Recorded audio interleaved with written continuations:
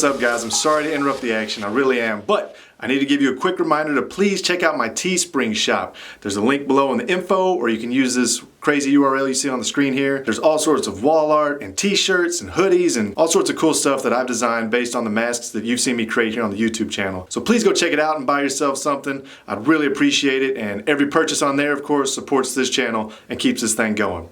Thanks, everyone. Back to the video.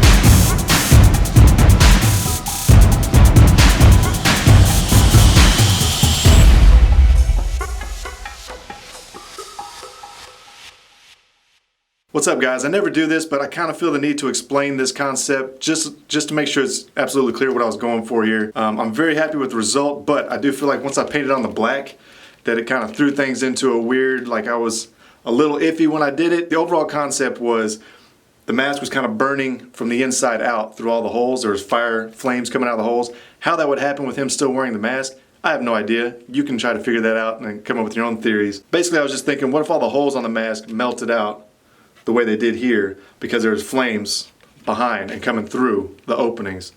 And so then that's where the black comes in, because the flames would have been carrying upwards and charring this stuff everywhere that the flames were coming out. I just want to explain that because, you know, I was kind of worried it might look like, oh, you really went to town with the black, you know, you didn't have to do all that. But in my head, I did, because it just made sense if I was considering that there was a flame coming out of each one of these holes and burning up the mask a little bit. One thing that I wish I had done differently was paint some brown up and then put the black on it. I realized that after I put the clear coat on, because something was throwing me off about it, and it was because I just did straight black instead of getting it a little brown base behind it. Because if you've ever seen like paper burn or something like that, or anything burn, you see it browns and then it turns black before it gets real charred.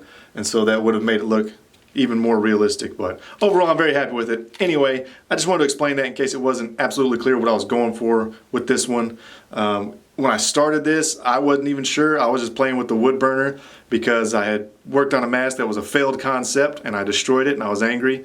And so then I just picked up this mask and just started melting it. I literally had no idea what I was making when I started this thing. So that's kind of funny. That doesn't happen all the time, but when it does, it's kind of cool when you end up coming up with something that you never intended to make in the first place.